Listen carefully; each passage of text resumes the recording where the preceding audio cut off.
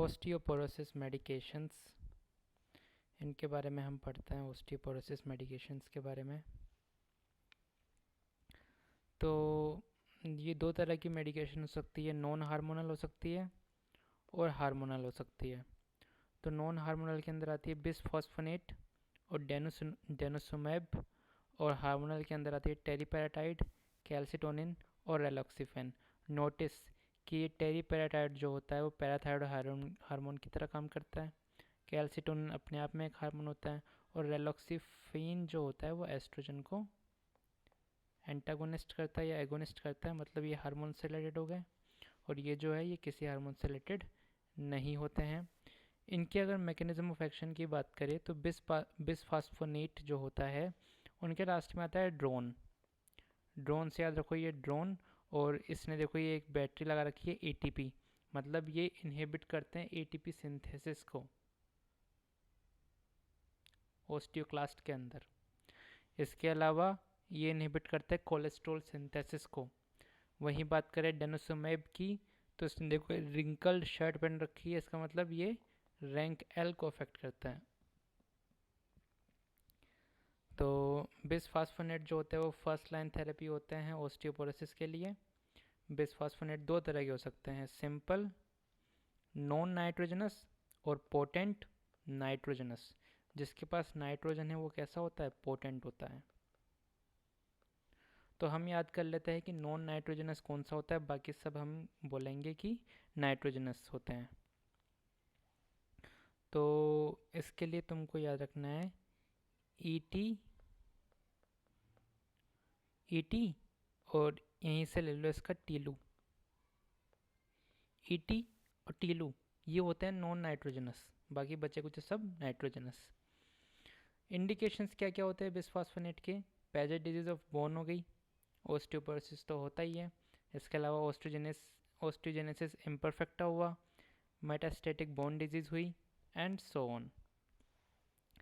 Side effect क्या होते हैं, ओरल बिसफॉस्फोनेट जो होते हैं वो जीआई साइड इफ़ेक्ट के लिए रेस्पॉन्सिबल होते हैं। ये पहली ऐसी मेडिकेशन है इसके अंदर हमें किस स्पेसिफिक जीआई साइड इफ़ेक्ट पड़ने वाले हैं, और वो जीआई साइड इफ़ेक्ट कौन सा है, ईसोफेजाइटिस या फिर ईसोफेजियल अल्सर या फिर गैस्ट्रिक इरिटेशन। मोस्ट कॉमनली याद रखना है ईसोफेजाइटिस। यही कारण है कि ओरल जब बिसफॉस्फोनेट लेते हैं तो it should be taken with plenty of water and patient should stay upright for 30 minutes. ठीक है, अब बात करते हैं आईवी बिसफॉस्फोनेट को। तो आईवी बिसफॉस्फोनेट में कोई जीआई डिस्टर्बेंस नहीं देखा जाता, but it can cause osteonecrosis of jaw specifically. अब बात करते हैं डेनोसुमेब, अपने आप में एक मेडिकेशन होती है। इसका यूज़ कहाँ करते हैं, जो पोस्ट मेनोपोजल ओस्टियोपोरोसिस होता है उसके लिए यूज़ करते हैं। कैसे यूज़ करते हैं इसको, सबक्यूटेनियसली यूज़ करते हैं, हर 6 महीने के अंदर इसको देते हैं। ठीक है, अब बात कर लेते हैं टेरीपेराटाइड। तो ये रिकॉम्बिनेंट एनालॉग होता है किसका, पैराथायरॉयड हार्मोन का, and it is given subcutaneously once per day. This medication stimulate osteoblast by reducing apoptosis. ठीक है, लेकिन ये जो टेरीपेराटाइड है ये ओस्टियोसार्कोमा के चांसेस को बढ़ा देता है, इसलिए टेरीपेराटाइड एक कॉन्ट्राइंडिकेशन है पेजेट डिजीज ऑफ बोन के अंदर। ठीक है, टेरापेराटाइड ध्यान रखना है इसके साइड इफेक्ट के अंदर, ये सबसे इंपॉर्टेंट है। It increases risk of developing osteosarcoma. बात कर लेते हैं कैल्सिटोनिन की। तो ये एक पेप्टाइड हार्मोन होता है, और इसकी मैकेनिज्म ऑफ एक्शन क्या होती है, ये इनहिबिट करता है ओस्टियोक्लास्ट को। कैल्सिटोनिन दो तरह का हो सकता है, सिंथेटिक ह्यूमन कैल्सिटोनिन और सिंथेटिक साल्मन कैल्सिटोनिन। तो ये जो साल्मन वाला होता है ये ग्रेटर पोटेंसी और लॉन्गर हाफ लाइफ का होता है। ठीक है, इंडिकेशन इसकी क्या है, वही पेजेट डिजीज ऑफ बोन हो गई, या फिर post menopausal and corticosteroid induced osteoporosis. बात कर लेते हैं रेलॉक्सिफेन। तो ये क्या होता है, सर्म होता है, सेलेक्टिव एस्ट्रोजन रिसेप्टर मॉड्यूलेटर। ये एगोनिस्ट होता है एस्ट्रोजन रिसेप्टर का बोन्स के अंदर।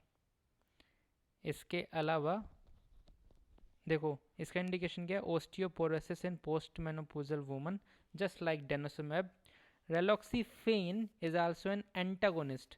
एगोनिस्ट है बोन के लिए और एंटागोनिस्ट है किसके लिए, ब्रेस्ट टिश्यू के लिए। So it can be used for prevention of breast cancer as well. Side effect हो गया इसके hot flashes and increased risk of venous thrombosis. So this is all about osteoporosis medication। Non hormonal होती है, बिसफॉस्फोनेट and डेनोसोमैब। बिसफॉस्फोनेट का एक side effect होता है GI side effect, oesophagitis.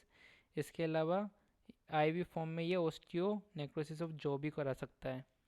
वहीं बात करें रेलॉक्सीफेन की, तो ये एस्ट्रोजन रिसेप्टर को अफेक्ट करते हैं। इसके साइड इफेक्ट हो गए hot flashes and venous thrombosis. Teriparatide जो होता है उसका साइड इफेक्ट होता है osteosarcoma. That's why it is contraindicated with Paget's disease, क्योंकि पेजेट डिजीज़ के अंदर ये बढ़ा देता है किसके कैंसर के चांसेस, ओस्टियोसार्कोमा, जिसे हम पेजेट सार्कोमा भी कहते हैं। Well this is all about osteoporosis medications.